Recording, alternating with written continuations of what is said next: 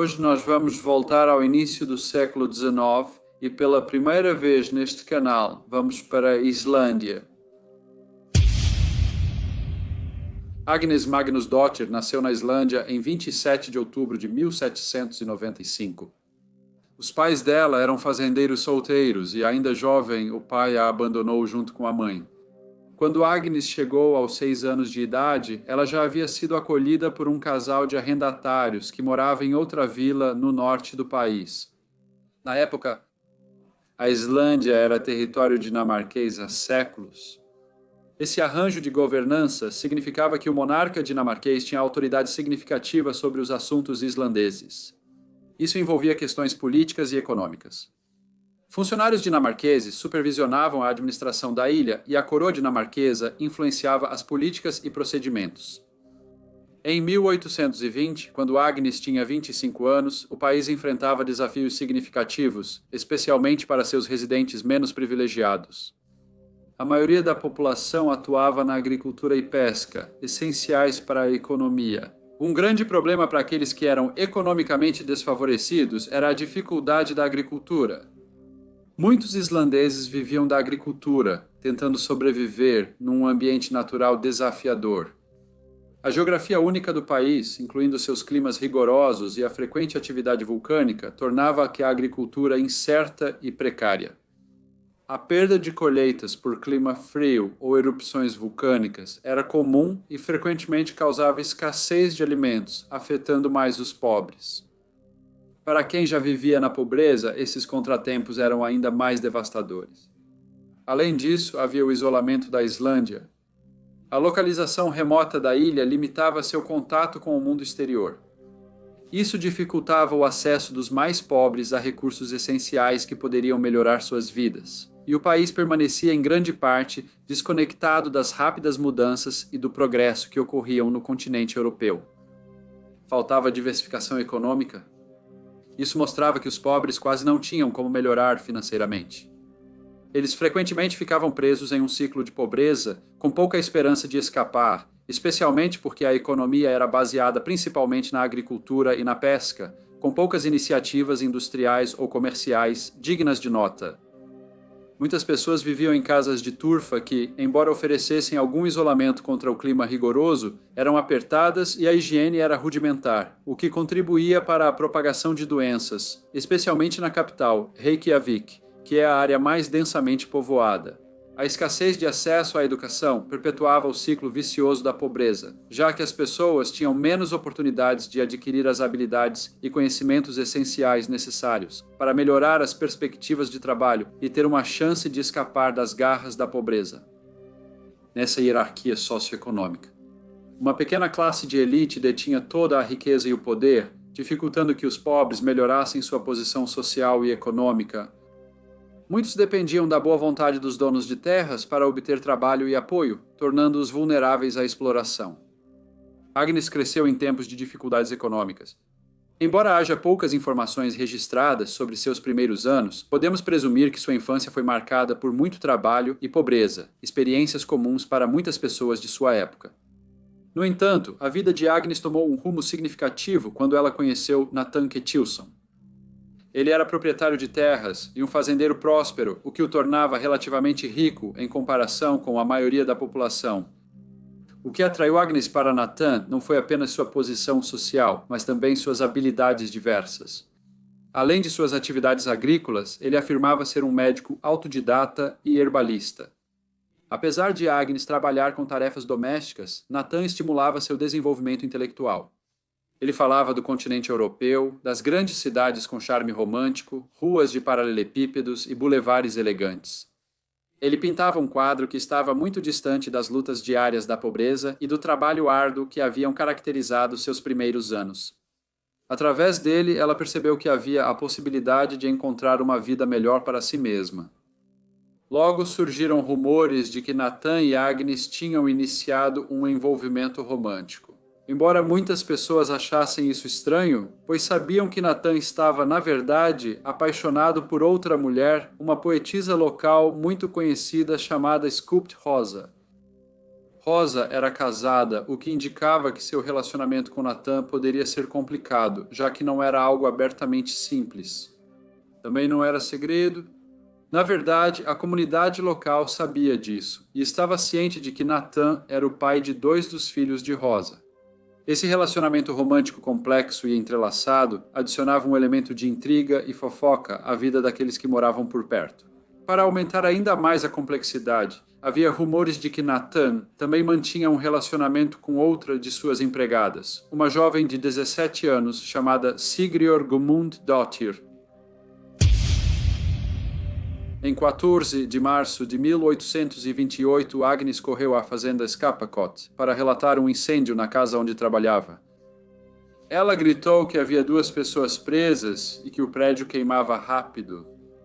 Os socorristas logo chegaram para apagar o incêndio, mas para seu horror, descobriram 2 corpos gravemente queimados, que mais tarde foram identificados como Nathan Ketilson, o dono da fazenda, e um hóspede que havia chegado recentemente, Nempetil Johnson. Inicialmente presumiu-se que os 2 homens haviam morrido tragicamente no incêndio, mas uma investigação mais aprofundada revelou uma verdade ainda mais perturbadora. Eles sofreram vários ferimentos de faca e traumas por objeto contundente, possivelmente um martelo. Antes que o incêndio fosse provocado deliberadamente, o uso de óleo de tubarão para iniciar as chamas sugeriu uma tentativa de encobrir o crime brutal e causou choque na comunidade tranquila. As autoridades não perderam tempo em prender Agnes Magnusdóttir e a jovem Sigurdur Guðmundsdóttir, junto com um jovem chamado Friðrik Sigurdsson. Após interrogarem os 3 suspeitos, todos foram acusados de assassinato. A comunidade islandesa ficou chocada e entristecida com o duplo assassinato, mas a revelação de que 2 jovens e um rapaz podem ter orquestrado o crime só acrescentou uma camada de espanto que reverberou por toda a ilha. Apesar dos motivos das ações dos 3 acusados serem desconhecidos, moradores locais especulavam que o relacionamento amoroso complicado entre eles poderia ter influenciado o crime. Algumas semanas após o assassinato, quando as pessoas já haviam retomado suas atividades normais e os nomes de Agnes, Sigríður e Friðrik já não eram mais o único assunto das conversas, a companheira de longa data de Nathan, a renomada poetisa Skald Rosa, escreveu o seguinte verso que capturou as emoções complexas que tomaram conta da comunidade após a tragédia. Não se surpreenda com a tristeza em meus olhos, nem com as amargas pontadas de dor que sinto, pois você roubou com suas artimanhas aquele que dava sentido à minha vida. E jogou sua vida para o diabo resolver. Depois disso, os assassinatos voltaram a dominar a mente de todos. O julgamento começou em 14 de março de 1830. Agnes, Friðrik e a jovem criada Sigríður estavam no centro de uma grave acusação. O assassinato brutal de 2 homens em uma fazenda isolada. Situada no coração de Vatnsdal, havia considerável interesse e escrutínio público não apenas devido à natureza hedionda do crime, mas também porque envolvia 2 mulheres de origens tão humildes. Os procedimentos legais foram conduzidos de maneira típica da época. Um painel de juízes, autoridades locais e proprietários de terras presidia o julgamento. Testemunhas foram chamadas e evidências foram apresentadas. A atmosfera era tensa enquanto o destino de Agnes e sua coacusada estava em jogo. Agnes foi retratada como mulher de baixa posição social, com reputação manchada pelo suposto caso ilícito com Nathan. Os principais motivos desse ato cruel eram a crença de que as acusadas conspiraram para roubar Nathan, visto como um rico proprietário de terras. As autoridades alegaram que Friðrik havia se apaixonado por Sigríður e ficou ressentido ao descobrir sua intimidade com Nathan. Friðrik era considerado o mentor dos assassinatos, apesar de os promotores não detalharem exatamente sua culpa. O julgamento durou algum tempo e acabou sendo enviado para a Suprema Corte em Copenhague. Depois, os 3 acusados foram considerados culpados e condenados à morte. O veredito e a sentença marcaram um desfecho solene e comovente para o julgamento que capturou a atenção de toda a nação. Mais tarde, foi anunciado que a sentença de Sigrid seria comutada para a prisão perpétua que ela cumpriria na Dinamarca à medida que a data da execução se aproximava. Cada fazendeiro foi orientado a enviar um representante homem para testemunhar os fatos. Agnes e Friedrich seriam executados por decapitação pública com o uso de um machado especial que havia sido importado da Dinamarca. O ato foi orquestrado pelo irmão de Nathan e, em uma sequência arrepiante, Friedrich foi levado ao bloco do Carrasco, onde sua vida foi brutalmente encerrada. Agnes, cúmplice, observava de perto a cena macabra. Poucos momentos depois, o mesmo destino sombrio a aguardava, tornando Agnes Magnusdóttir a última pessoa a ser executada na Islândia. Agnes e Friedrich foram recusados ao enterro cristão devido às suas transgressões. Suas cabeças decepadas foram expostas em estacas à vista do público na estrada. No entanto, em apenas um dia, os troféus macabros desapareceram e escaparam da busca desesperada das autoridades. Uma investigação se mostrou inútil e, por um século, o paradeiro das cabeças permaneceu um enigma. Em 1930, uma mulher local apareceu com uma afirmação surpreendente. O espírito de Agnes a visitou. Ela revelou o local da cabeça e encontrou os restos mortais perdidos. A identidade dos ladrões seguia misteriosa, enquanto uma lenda falava de uma dona de casa compassiva que teria enterrado as cabeças sozinha. Em cerimônia comovente, Agnes e Friedrich, antes sepultados perto da execução, finalmente encontraram descanso. Seus corpos e cabeças foram reunidos e enterrados dignamente no cemitério de uma igreja local.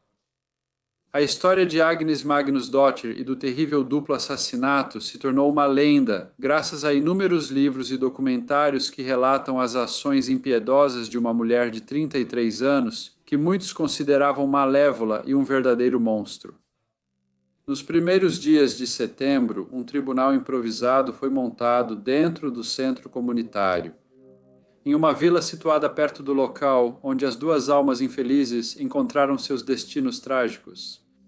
Aqui, utilizando documentos originais da investigação de 1828, o caso passou por um novo julgamento com o objetivo principal de descobrir as motivações que levaram Agnes e seus cúmplices a cometer esse ato terrível. Houve sugestões de que Agnes e sua colega de trabalho podem ter sofrido maus tratos nas mãos de Nathan Ketilson e que o suposto abuso dele pode ter levado duas jovens desesperadas a cometer esse ato terrível. O julgamento simulado único foi meticulosamente orquestrado pela sociedade jurídica islandesa, utilizando uma estrutura legal contemporânea e procedimentos modernos para reexaminar esse caso histórico. O veredito final, proferido por um painel de 3 juízes, resultou em uma sentença de 14 anos de prisão para Agnes, poupando-a efetivamente da pena de morte. O julgamento de Agnes Magnusdóttir serve como um lembrete marcante das práticas jurídicas e normas sociais que prevaleciam no início do século XIX, lançando luz sobre as condições duras e os direitos legais limitados enfrentados pelos indivíduos naquela época. A lâmina do machado, usada na decapitação, está em exibição no Museu Nacional da Islândia e serve como um lembrete tangível de um evento que ocorreu em um capítulo sombrio da história do país. Olá a todos e muito obrigado por ouvirem. Recentemente fui à Islândia e gostaria de agradecer muito a 2 jovens, cujos nomes eu não sei, que trabalhavam no Museu Marítimo de Reykjavik. Elas foram muito gentis e me ajudaram com todas as pronúncias para o caso de hoje. Por favor, deixem qualquer comentário ou sugestão que vocês tenham e espero ver todos vocês novamente no próximo Briefcase.